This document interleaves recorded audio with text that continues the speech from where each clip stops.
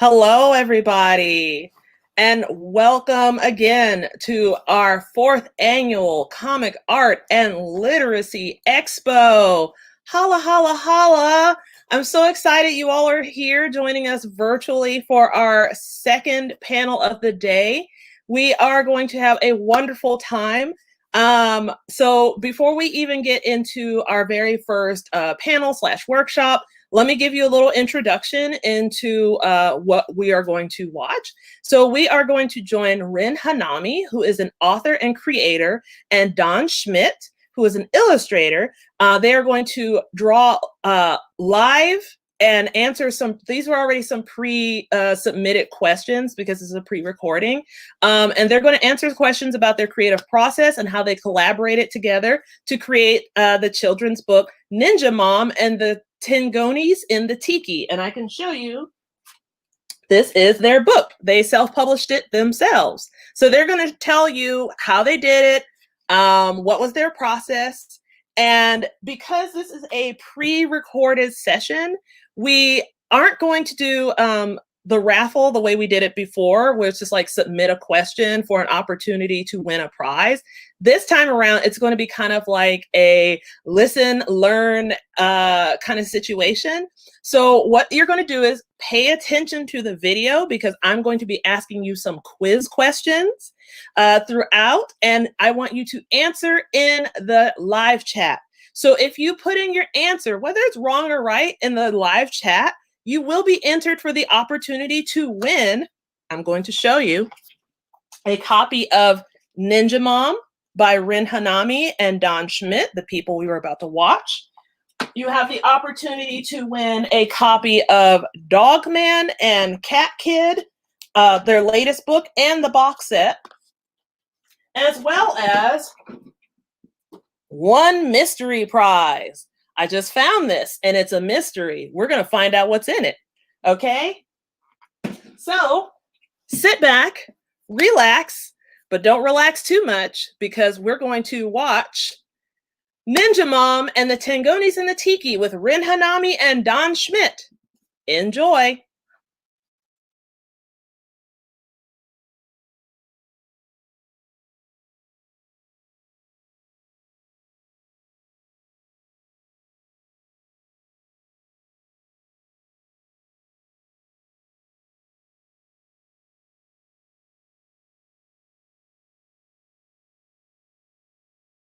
My name is Rin Hanami.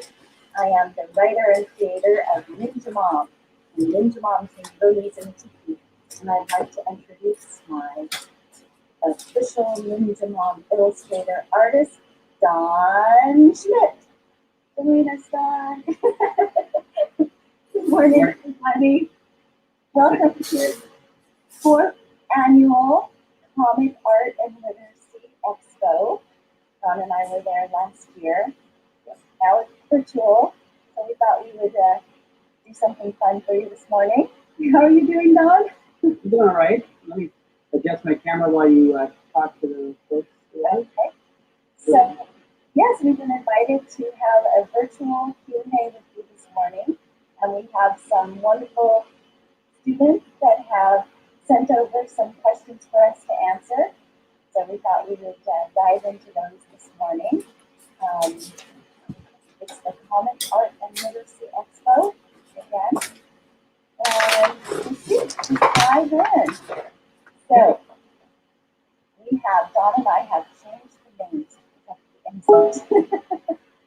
People asking the questions? Yeah. Yes. Okay, so Don, we've set up his drawing board so that you can actually see what goes into the drawings. I'm actually going to hide my virtual background right now so that we can also, when we share things, they don't disappear. That's a good idea. All right, so our first question comes from Curious Crystal. She asks, how do you come up with an idea for a book?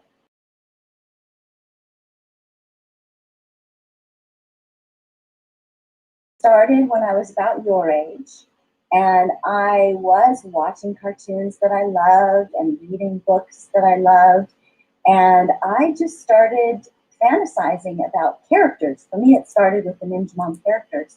So my mother is of Japanese descent from Hawaii. My dad is of Scottish descent, and he has this castle, which is magical to me. It's a castle ruins in Scotland. So I just started fantasizing about these characters. I pictured my mom as a kunoichi, which is a female ninja, and I pictured my dad as this brilliant scientist. He is an engineer, and I just made up a younger brother because I thought, you know, every girl has to have like that pesky younger brother who's always asking questions and wanting to know what the big people are doing. So JT was where it started, and then I started writing ideas, and I drew stick figures myself. But when I met Don, then I saw that he had been drawing her since he was a kid, since he was your age or younger, and he could, like, you know, create these characters that I just had in my head, and could write little comic book strips about. So that's pretty much where the idea came up with. And for you, it comes up from your life. And do you want to add something to that, Don? So as far as coming up with story, yeah, what are you interested in? Right? What do you like and all of that? And like Ren said, part of it, when she presented the idea, in fact, I'm drawing JT here. This was from when we, our first project together, the comic strip. Kind of more of a test thing, but where we were working on figuring out who the characters are and what they might look like. And so this is kind of the design that I ended up coming up with after talking about it with Ren. And that's a big part of it is you can do stuff yourself, but if you do collaborate with someone, you're going to need to talk to them. Yeah, so I'd say, Crystal, anywhere in your life, start right where you're at home, in your backyard. Start dreaming up ideas, daydreaming. It's one of the most fun things to do. Yep. So our next question comes from Visual Victor, and he says, I don't like to read, but I like pictures. Can I make a story with just pictures? Yes. In fact, most stories start with the visual, I think. I'm going to show an example of a book that I found, and this one, if you can see, just has a picture. We know that this is a picture of a grandpa and his grandson, and the grandson has come to visit, and they don't speak the same language. His grandfather doesn't speak English, and so the way they start communicating, if you can see from the storyboards here in the book, is through drawing. They both have this love for drawing. And even when Don and I were talking about Ninja Mom, a lot of it, and by the way, I want to give credit to this. This is called Drawn Together, and it is available in your library. It's a Caldecott medalist, Dan Santat, I hope I'm saying his name right, is the illustrator, and Min Lei is the writer. So if you have a chance to, it's kind of small, but if you have a chance to check out that book, it's a nice book. I read it too. Yes. So Don, you come up with a lot of stories starting with pictures, right? Yeah, I mean, even now, like with what I'm doing here with JP, this, you know, what is this saying? This is looking like, oh, he's kind of dubious about something. He's skeptical, right? There's something going on, and so maybe this is him wondering, and you know, without even any words, you can already see that there's something going on. If he, you know, let's say there's someone here, to make this new, like this Kimmy, or a girl. I'm thinking of Kimmy as a younger age, but when JT's this age, Kimmy's older. So I'll try to age her up a little bit from the book. But she, let's say, she's talking about something, right? And he's looking at her like, what? What are you talking about? And she's just explaining stuff, you know. Maybe she's talking about some problem in school or something, and so she's having this this conversation, and he's just like maybe suffering through it. As brothers and sisters sometimes do. I know that they have their differences. We'll say. Thinking about something. I'll show you later. Keep that. Put a pin in that because I'll do something that's kind of funny. And I found my first sketchbook, and I'll show you guys a little bit later. But clearly, he's just like, do I have to hear this again? And maybe she's talking about some drama at school and that. So. But every picture, whether it's one picture, like there's a comic strip from years ago. It was really popular. Ren and I both enjoyed The Far Side. Funny one-panel stories. There's usually something, maybe a caption in the bottom, but the one picture says so much. I think that you can do that with one, or growing up, one of the things that made me really like drawing a lot was like drawing the Peanut, right? Charlie Brown and those guys. And so, you guys remember Charlie Brown? He's the kid with the zigzag shirt, right? So anyway, so those 3-panel strips and 4-panel in the newspaper and that to me were just always, I always thought that was the coolest thing, that just that as a job, somebody gets to do that as a living. And those things would tell a story. And sometimes the stories would go beyond the 3, but you would have 3 panels, maybe those of you that are newer, don't read the paper, you may not be familiar, but like it would look like this. The name of the book would be here, and you'd have, Snoopy or those guys here, and then maybe Woodstock here, and then there's a punchline here, something like that. I'm sitting there, and that's like a 3-panel story. But this whole thing could be part of a series of other stuff day to day, so that it's a bigger theme too. So you can break it up. Yeah. So I would say, Victor, definitely draw your stories with pictures. There's no problem with that, and you will see things again starting in your life. If you have a pet, they're always great subjects for stories. And yeah, I say yes. Okay, so our next question comes from Happy Harmony.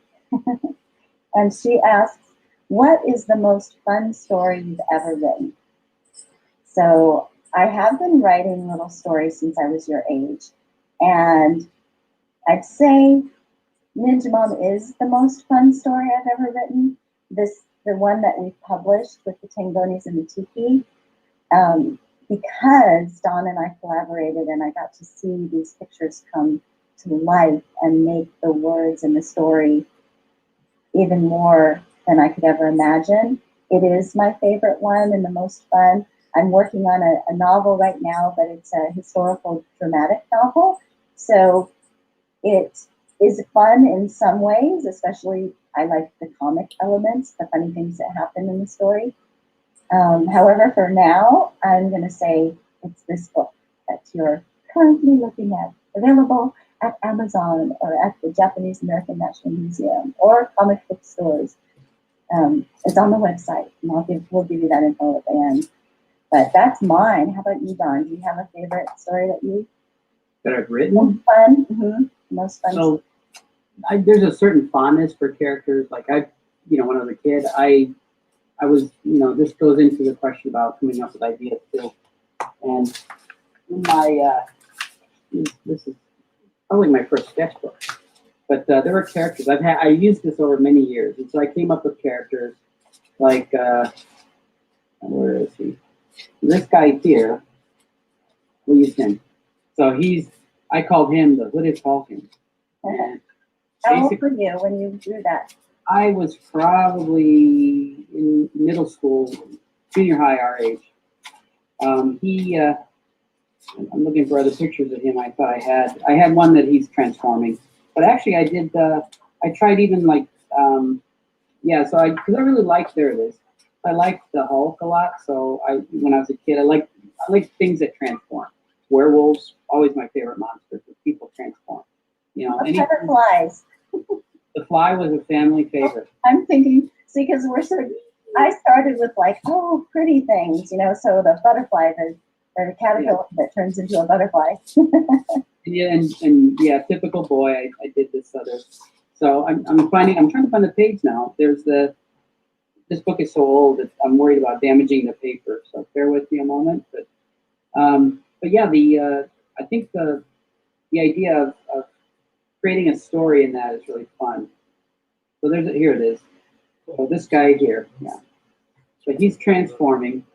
So to me, like, this is representative of part of his origin story. I never wrote it down then, but I had this idea. You live with it for a while, and it wasn't very deep. I started coming up with other characters. Eventually, I started. I did other drawings that people other people would see as an adult, and they said, "Hey, you should do a story out of that." And so I am working on a couple of ideas that the characters and kind of the world is fond, but I don't have. It's not yet published.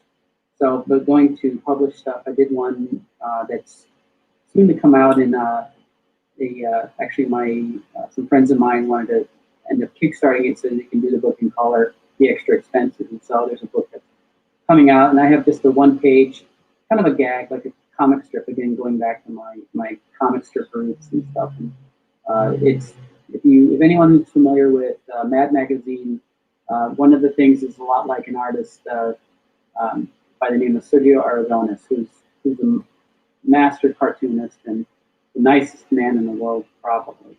And he has, I think, his style and many of the other Mad artists influenced a lot of my more comedic stuff. But like, I look to their stuff when I want to see techniques. Even though there are fewer lines in something like this that I'm pointing to on my table, there's a lot to be said for the expressions. You have to find those key things to say what you're trying to say. But I'm going back to the question. Probably there's that. I've done the story with my son. That was kind of fun. We did one together about a time-traveling robot named Tom. Temporal,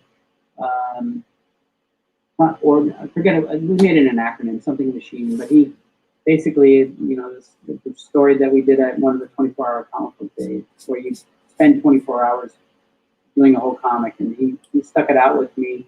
He did conk out at about 4 in the morning till about 6, but he stayed awake for most of it with me. We created a story about this time-traveling robot that basically was a cyborg that merged with a caveman from way back. And, yeah, it was a lot of fun.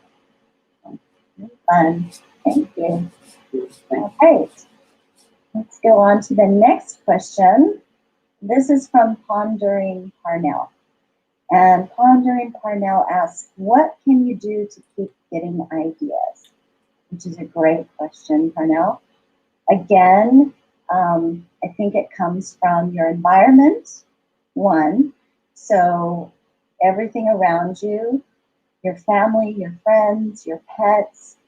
And then for those of you who do enjoy reading all the books and comic books and even the graphic novels, if you're old enough for those, and then watching things. So watching cartoons and TV shows and movies, talking to your friends. I think a lot of ideas come from, you might have a little idea, and I might have written a scene, and I have this idea of, I think I want JT to spy on his mom because he knows she's a ninja, but he can never catch her in the act, And then I bounce the idea off of Don, and he's like, he visualizes it, and he puts JT like with his friends, with his old-fashioned camera or his iPhone, and he's telling his friends, really, my mom's a ninja. Like, she can leap over the trees and houses, and I know she's protecting me from the bullies at school. And then Dawn puts her behind the tree, hiding from JT, and the friends are like, oh, no way. And that was one of the first comic strip ideas that we had for JT, and having a comic strip called My Mom's a Ninja. So I think bouncing ideas off of your friends and talking about it. How about you, Don? Yeah, I think that's a great thing. It's like, looking around. You ever lay on the ground and just look at the clouds, right? And you make shapes out of them. I mean, that's something that we did a lot as kids. This is before the internet, kids. So, you guys are probably like, just go online. But I think if you only go online, you have to, like, if I'm looking for reference, I can use the internet and it's a great tool. But for ideas, sometimes having nothing in particular to focus on, other than something that you find of interest for that moment or for something else. Say, like again, we'll start with the clouds. I'll look at it and I see a shape in the cloud. I'm like, that actually reminds me of a dragon. It's got this, the cloud maybe had this kind of a shape like this, and I'm like, oh, actually, that there reminds me. I could take that and I can now make this like some sort of a dragon here, like I'm seeing, like my ideas, and suddenly I'm working on, this dragon here, this wings, and then, and suddenly I take this idea and and look at that. You can, let's say you're really into books, okay, and you can come up, well, I like history books, Ren and I like history a lot, and so, you go, well, what if I had a book, and somehow it's a magical book that I when I open it up, and you do something or say something, you figure that out later. But the idea is that the book, you can actually travel into the book and then experience history and eventually come back out of it, something like that. You just take what you like. People say write what you know, but also, when the nice thing about cartooning, comics, stories, children's books, fiction, is that the sky can be the limit. You set your rules. If your story is based in reality, you don't want to put a dragon in there. But if, My Mom's a Ninja does have creatures in it. It has, these Japanese mythological creatures. And so we had a lot more room to play around with some of the ideas and to come up with them. And so I would start conversing with Ren, and I'd come up with ideas for different characters. It's not the book I want to look at. I think it's in... You're so right, though. Nature, I wanted to say. Yes. Parnell, because Parnell being Pondering Parnell. The name for the student who asked this question. Nature is really great for ideas, because I also like to look at clouds, and I used to draw when I was little. I would draw. I grew up in Huntington Beach, near the beach, and I would make just these little seagulls. Like I would draw. My way of drawing was really simple, but I would do like these little seagulls, and then I would like maybe I'd have the sun rays behind it, just super simple like that. And I even had a skateboard when I was younger, believe it or not. And I painted it, and I had it blue, and I painted these clouds, like Don was saying, clouds. And then I had the seagulls, and then I think I put like the ocean below it, and I put like a sailboat on the ocean. My my way of drawing was super simple, but I had the sailboat on the bottom on the ocean. And I actually did a painting of that at one point too. I don't remember how old I was, maybe around 8 years old, I'd say. So nature is a great source of inspiration. Did you find your picture? I found, some examples. I found a couple things. Like, you talk about early drawings. Yeah, I do like that as a kid. It's normal. So my early drawings look like this. This I had help with from my mom too, I believe, on this picture. She kind of helped a little bit, but I think a lot of it was me. Most of it, that's me too. So it's, and those are from about 8 years old or so. And where did you get those ideas? So that lighthouse, I actually got from this lighthouse. So the front of it, there's actually a couple of pictures in here that I use, like, just sometimes you have to just draw something. It may not be what you're looking for, but you have to draw it or write it, and you just because I knew I drew the Eiffel Tower, I drew a bridge in there. And these are things that I wanted to work on something, because it's not always about drawing the stuff. If you're trying to, especially if you're trying to tell a story, you can't just draw only the things you want to draw, because without a background, it's gonna be kind of boring. You're gonna want to have like you may need a house in the background, right? Where there's a building because you're trying to set a scene or something. So you gotta draw all kinds of things. But sometimes you just have to break the logjam and draw stuff. That's the same thing with writing. So for those of you who do like writing the words, when I get stuck, my teachers have told me, write a poem, write a haiku, write in your journal. That's a really great thing to do. Just write in your journal how you're feeling. If right now things are a little bit crazy, you're having to do everything on Zoom at home, and sometimes you're sad and sometimes you're lonely, and writing about that and writing about conversations you have with friends, all of that is part of creativity, and all of that will give you more. I think all of that also generates more ideas.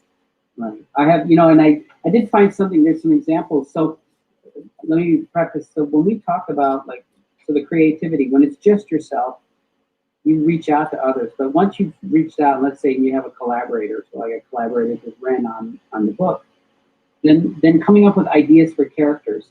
So like in this, for example, these are different pictures. I was playing with how I'll move it over. Working under interesting conditions over here. So for example, these are early drawings of the Ninja Mom. At one point, she was called Alice. I don't know. She had other names. That was mother's name. That's why I picked it. Right. But working on when I started to settle into, you notice things got a little bit more cartoony. Some of them are on the realistic side because I was trying to work on the what she might look like. Okay, and so part of it is I wanted to put some of Ren in her because it's partially Ren's story. What I mean by Ren's story is it's something that I know she as a kid wanted to be Kunoichi, and so there's a lot of the hair, and that is it's from how some of the references I saw. Ponytail. The ponytail now, but then when I wanted to more cartoon it up a little, you could see this is kind of these are more what I settled on as far as her look. A little bit of Archie, because I knew I was going to do a lot of them. I didn't want it to be overly rendered because I knew that I wasn't the fastest artist in it too. So I chose a more cartoony style. Like a good example here's so Timmy, the girl. I actually did her through the different ages because I knew from talking to Ren, collaborating, that she's gonna have different ages, and so just drawing little kids, babies into a little bit older. Some of them are just references, so these aren't necessarily her, but I was looking for what she might look like, and then I can use this as my reference to be a cartoon, and so on. And so when she grew older at 15, and then she ends up.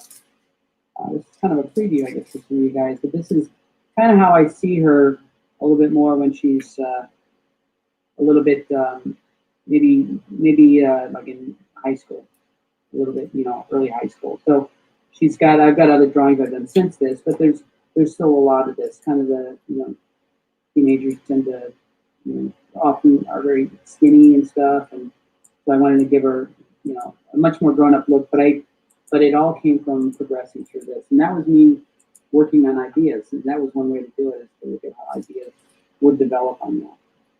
I did that with the Tiki, the Tengonis. The Tengoni is a good example too. And then you gotta watch the time too. But I started with so this is a Tengu, and then I also drew an Oni right here. And so what I did is combining them, I took elements of each one. So the Oni, these very hairy beasts, they had horns, as we know, kind of this shaggy look to them. They could be blue, green, or different colors. The Tengu typically were red or reddish brown. They often dress like mountain priests and stuff. The full hat is on his head. Known for their big noses, they would have long hair sometimes, or beards and stuff, different types. But I decided that when I merged them to come up with the two Tengoni, I took elements used to be playing with them, and you can see this is pretty close to what the final on one of them is. There's a final from the book. Right.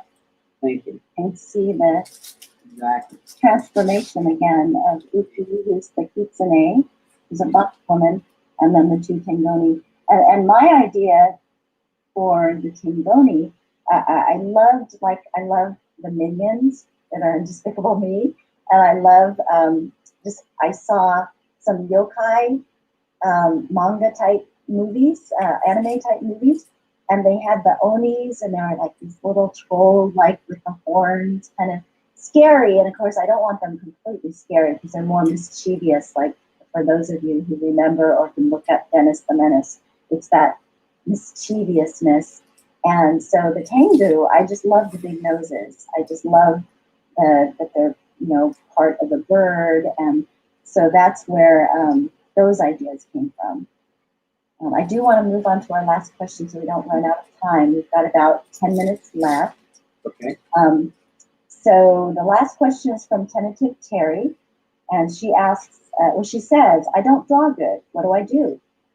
And Terry, it's not a problem, because there's a lot of books out there. There's even an author who wrote a book called The Limp Kid, and his drawings are kind of like mine. My drawings are a little bit better than stick people, but I went to Don because he's been drawing nonstop since he was a kid, and he could actually do what was in my mind. But I'm going to let Don talk about what can you do if you just don't think you're very good at drawing. So my opinion is everybody can draw. There are different levels of it. One of the things you can do is find a book that speaks to you. This is a book. I got this book. Well, I know that the copyright on this book is 1961. That's before I was born, but it's not by much. So I think when my mom probably bought this, I think she's the one that encouraged my drawing the most. Although both my parents were pretty good at drawing. And this book is one that I kept for a long time. It's actually, I think you can still find it. Obviously, maybe not in this condition. This is well loved. The thing about the brothers and sisters, I guess my sister wanted to borrow my book and I didn't like that. So it says, out of this book, anyone.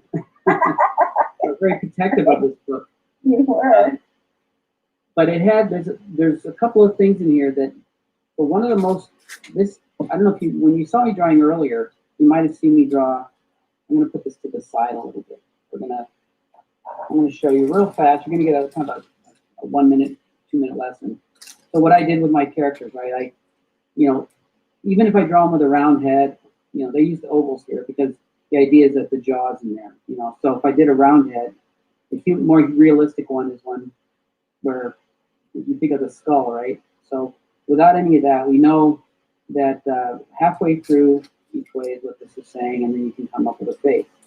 So in doing that same idea with JT, I drew his more of a little bit broader. He's a kid. Your skulls are a little different as a kid, but you can kind of do that. His eyes are a little bit bigger, so I get expressions like that. And making it cartoony, I can do all kinds of fun stuff, right? So what it is that you find something that speaks to you, a reference. There's a lot of reference on YouTube and all that, but I don't know. I think the human touch is important. I think having a person to learn from is really good. Taking classes in school, instruction. Again, there is instruction through YouTube, but it's all one way. You don't get to ask questions or share what you're doing with somebody. So taking a class, showing people, your family, and not being afraid. Don't think, oh, I can't draw, because everybody, I've done that exercise in that book that I just showed you.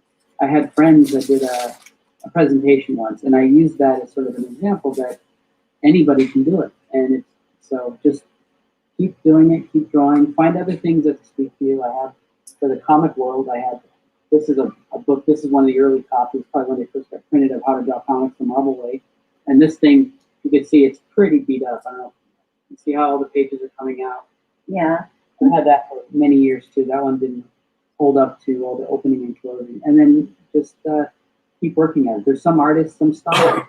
So what Ren's talking about, the simpler style, there are styles that are like that. So as you draw, find your style. I played with styles. I played with the Peanuts. I played with the Hager the Horrible and some other comic strip styles. I created characters that kind of looked like some of those characters because I was looking for it. So just keep drawing, keep doing it, and you'll get better. Don't give up. If you really want to get good at it, you just have to keep going.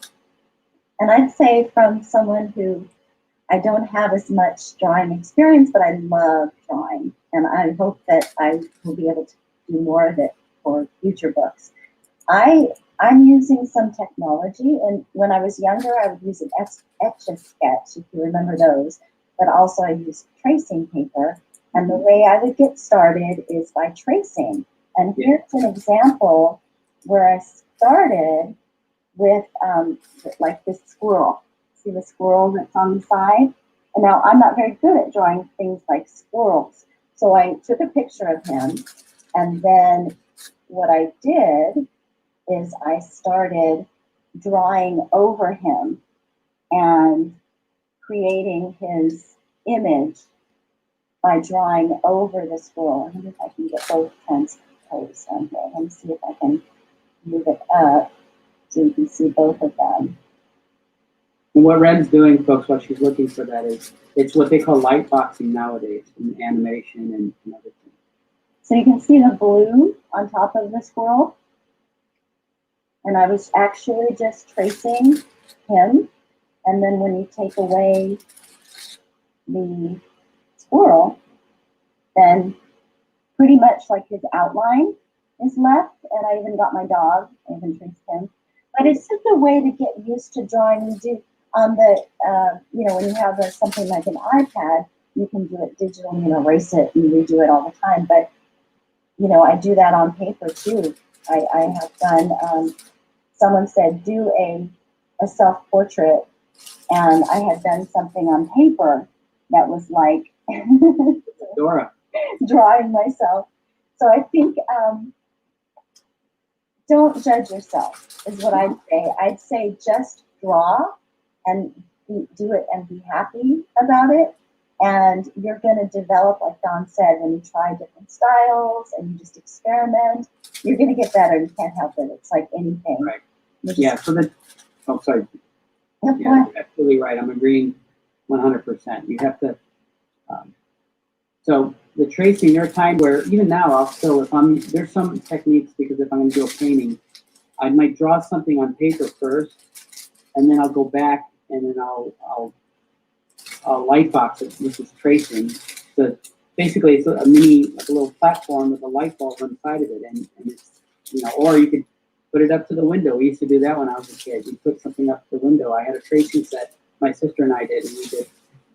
You built pictures because it came with sheets of characters. They're all pretty much in scale, and you would put different props and different characters together to make your whole picture. You could put them here, here, here. And so that idea of doing that. And then, but don't be afraid. There's a technique of finding something that you like to draw. You could start with tracing it, they say. But if you keep drawing the same thing over and over, which is why, like Charlie Brown, it's a really poor Dennis the Menace there. But Charlie Brown is an easy one because he's just this, this simple set of lines that I used to draw him a lot, and I used to draw Snoopy a lot. So I would draw them. We've got less than a minute, Dawn, so I'm going to wrap it up here. Okay, so they would, you would draw them over and over. The more you do it, the better you're going to get at it.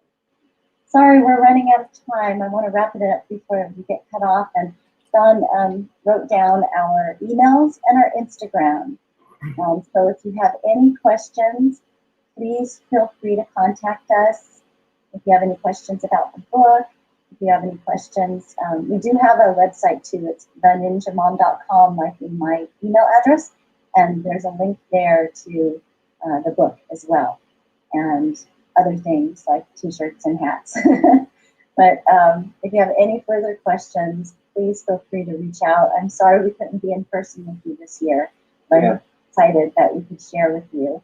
So I'm going to put back my wonderful screen, my virtual background, which all of you are probably getting used to in this new virtual world of ours. I'm going to put on my closing Ninja Mom music here to play us out and just say thank you again. We hope that we will see you next year. Bye, everybody.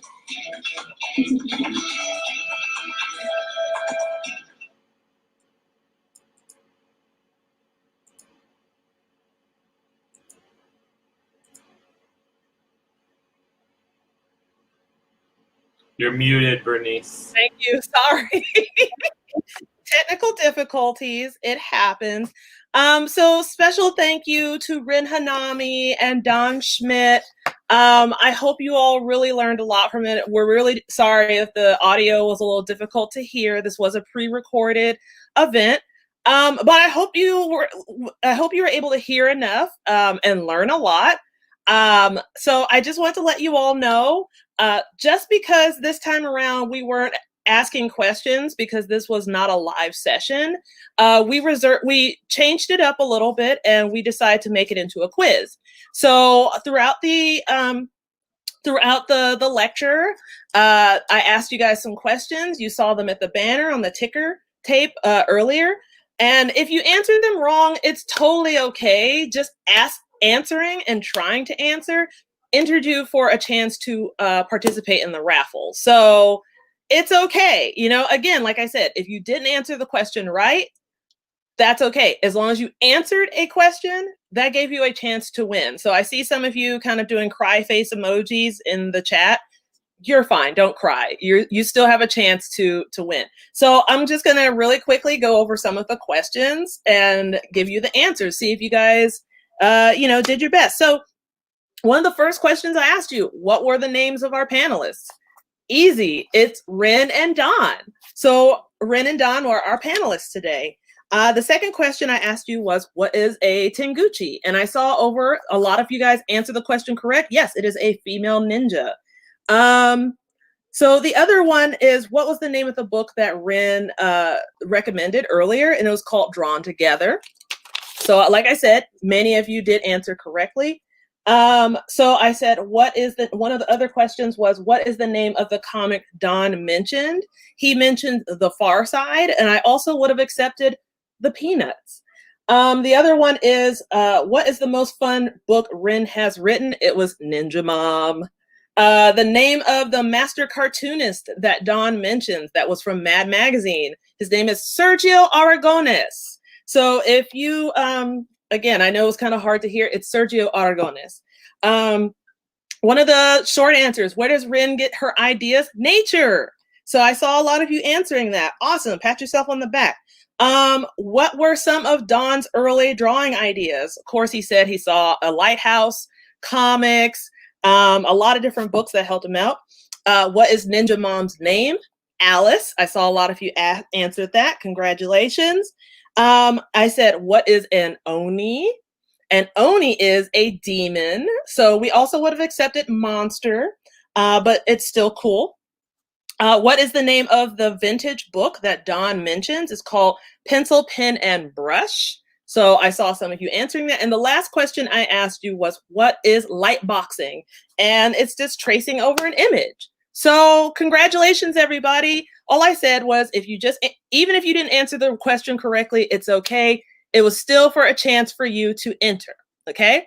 So now we are going to go into the raffle. So everybody, cross your fingers and toes, because now we're getting ready to get to the fun stuff. So I'm going to share my screen so we could see the wheel.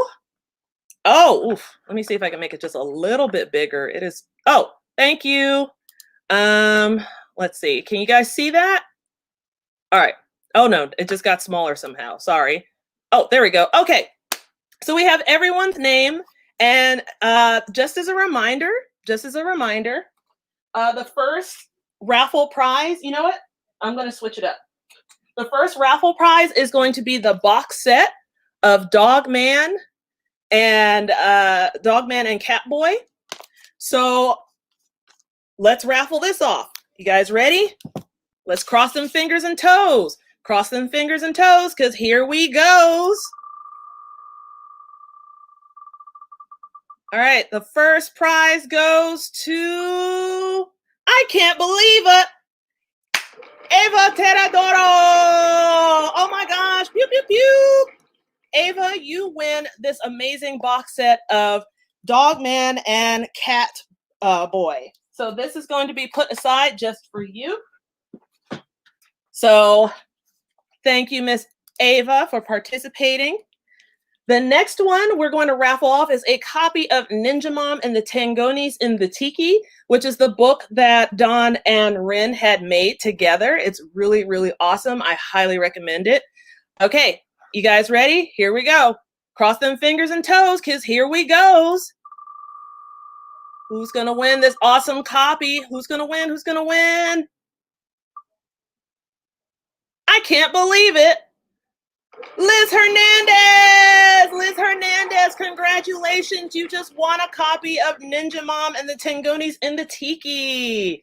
Congratulations. I'm going to put this book aside for you. So this is for Liz Hernandez, and we have one for Eva Teradoro. All right, so our last prize. I told you guys it was going to be a mystery prize because I just happened to find these. So this is what's going to make it really, really cool, is that this is a mystery prize. What's in the mystery prize, we say? Well, let's spin the wheel and see. Okay, here we go. Here we go. Who's ready? Who's ready? Who's ready? Cross them fingers and toes, because here we goes. All right, here we go. Let's see who's going to go home with a prize. We got, oh my gosh, I know this kid. David Cervantes. Pran, pran, pran. Congratulations. So David, I'm going to show you what you won. Who wants to see what David won? Who wants to see? Who wants to see? All right, I'm going to turn this off real quick so you guys can see. All right, we're going to open it up. This is a 75 years of Batman, and inside is a really cool collectible Batman action figure. What? All right, you guys. So do not fret. And if you don't know what fret means worry. Do not worry. There's another opportunity for you all to win some awesome prizes today. We are going to have another panel discussion with Molly Alice at 2 p.m. So tune in for the panel with Molly Alice for a chance to win the Dipper Pines prize pack. If you want to participate in that, again, we're going to have a Q&A. So if you ask questions, immediately you will be entered into the drawing to win a prize. So again, 2 p.m., we have a conversation with Molly Alice, and we hope to see you then. Thanks, everybody. Have a great little break. One more thing. Head over to our Instagram. We are interviewing another artist at about 2 minutes named Swimmy Guerra of Suicidal Goldfish. So check out that quick 10-minute interview and come back at 2 p.m. for another chance to win prizes and another chance to, learn something. We really want you guys to engage and have fun. So I will be seeing you very soon. Take care. Bye.